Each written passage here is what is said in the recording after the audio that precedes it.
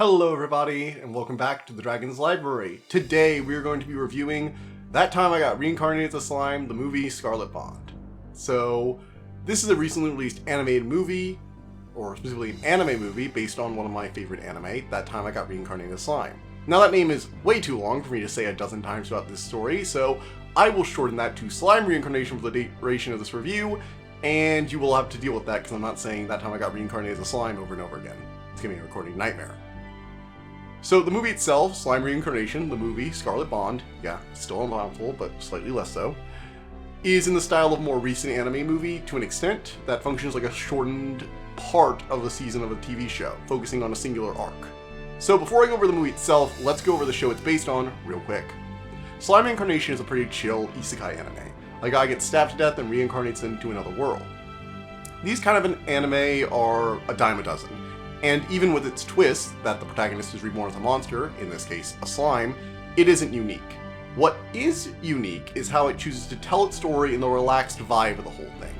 The main character wakes up as a slime and can't do much more than eat some plants and slide around. After eating a monster and learning he can absorb the powers of other creatures, he runs into a sealed dragon who gives him a name, making him more powerful as a result of the video game style rules of this world.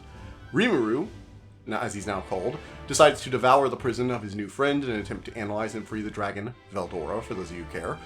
However, in doing so, the dragon's presence vanishes. This leads to the surrounding forest losing its protection, and now the more powerful Rimuru ends up being asked to protect a goblin village from invading direwolves. Making peace with the wolves, Rimuru is quickly made the leader of a burgeoning group of monsters, soon joined by a group of ogres whose village got wiped out. The show has a gentle, relaxed vibe despite the ridiculously overpowered protagonist. Most isekai have OP protags, but the main one of this series, Rimuru, is sensible and likable unlike many of them. He has a distinct personality that isn't horrible or annoying. His main goal isn't to rule the world, or defeat some ancient evil, or to fulfill some prophecy. He just wants to live a peaceful life and enjoy himself. His nation of monsters mostly arises out of the fact that he's powerful and likable, and other people trust him to make good decisions. So he just kind of goes along with it. The anime isn't just village building and talking though. It has some very impressive fight scenes, and I was definitely interested in seeing what could be done with the movie budget, especially since I recently decided to read the manga. With the context out of the way, we move on to the show itself. The movie starts out with the destruction of the Ogre Village, a mercenary defects from the former villain's army, the one who set up the whole thing, when he learns they plan to destroy his home and tries to warn them. He fails, like we know from the show, but is saved from death by the scouts from the Kingdom of Raja. The queen uses her magic to save him, but his companions still perish. After rushing back to his home, he finds it destroyed and ends up swearing loyalty to the queen, because she's all he has left at this point. Time passes, and the now named hero rushes to Rimuru's kingdom to seek aid for his dying queen, in the process running into the other survivors from his home, who Rimuru has, saved. Rimuru, eager to help, must discover the secret behind Raja's troubles and a cure for the queen's ailment. Pretty simple premise for a movie based on a show. A new side character who can have a deeper character arc than the main characters. This is to make up for the fact that your main characters can't change that much since it's a pretty standalone plot. This is very basic for anime movies, and I think it brings me to my main issue with Scarlet Bonds. It feels like a few episodes of the show that were re-edited into a movie, and kind of feels like a filler arc. Now, that should be a compliment to an extent, right? I like the show, so I should like the movie, even if it's just more of the show. But the problem is that shows and movies have different expectations, especially in animation. TV animation tends to use lots of frames with still or limited animation, i.e. things where stuff doesn't move a lot. Think about conversations where only eyes and mouths move. This allows more focus to be placed on segments like battle scenes, but they do a lot of these same things in the movie.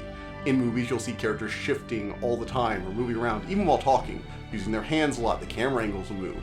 This is because the runtime is shorter and you can spend more time on each frame. So this usually isn't that big a deal, because even in a movie, the animators can spend all that time they didn't spend, making people move their arms while they talk, on making the action amazing. But that isn't the case either. I hate to say this, but most arcs of the show have better action in this movie, and there isn't a lot of action in this movie. The Orc Invasion arc, the attack on Tempest, the Demon Council meeting, all of those could possibly be read into a movie that's way more satisfying as an action movie, even on a TV budget. They have some really cool fight scenes. This just doesn't.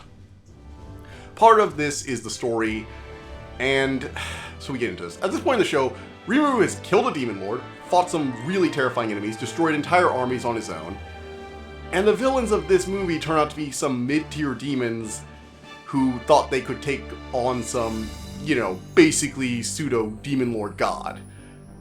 That isn't great.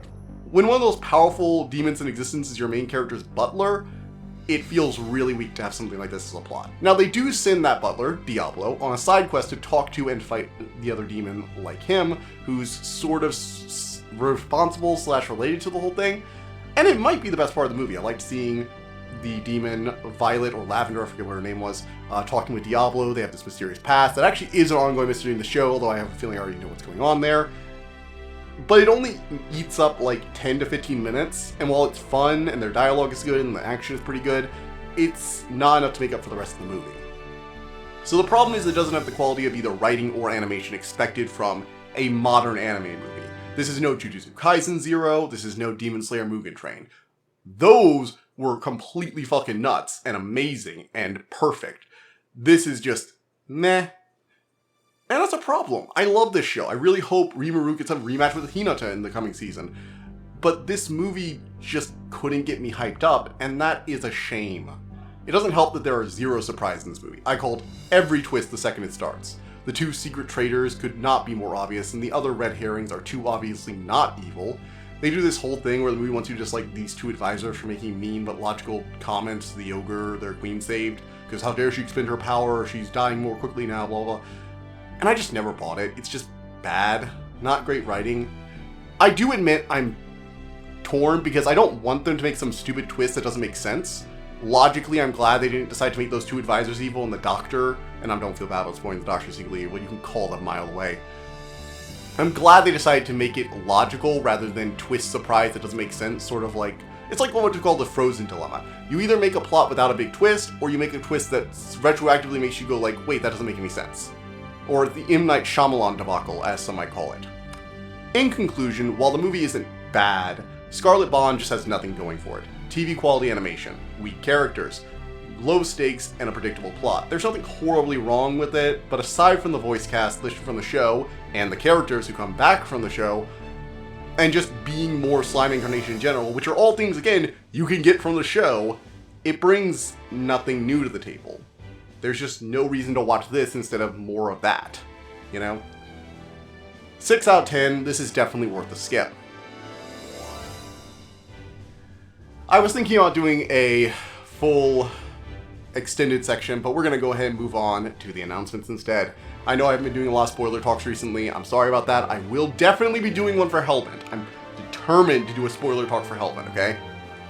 So, what's coming up soon? Well, first up, this weekend I will be trying to get my review up for Hellbent. I just finished it up recently. And I also got my copy of God's Killer, so I'm going to be starting work on that book right afterwards. I opened it up, and immediately it has this cool drawing of a city, you know, a medieval-style city, fantasy kingdom, on top of, like, this bridge over a canyon with this cool undercity built underneath it, and it looks so cool. I can't wait to explore this world. We're going to be hearing some more of my comments about how hard it was to acquire this book, though, later, so I hope you guys like that. That'll be after Hellbent. It'll be sometime. I'm also playing Forspoken, trying to get through that in general. And those are my general ideas for the coming future. I've also pre-ordered Hogwarts Legacy, so we'll have some talks about that.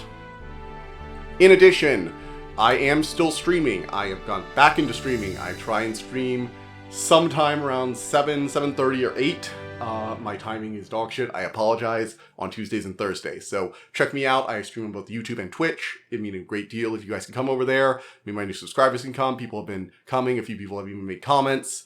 If I don't immediately respond to your comment, do give me a second, because I stream on both YouTube and Twitch, and my streaming software does favor Twitch. So if you're not on there, I usually don't see your comment unless I'm going to look at the other screen to my right. I have to check up on every once in a while I'm playing, so I'm a little late. Apologize for that.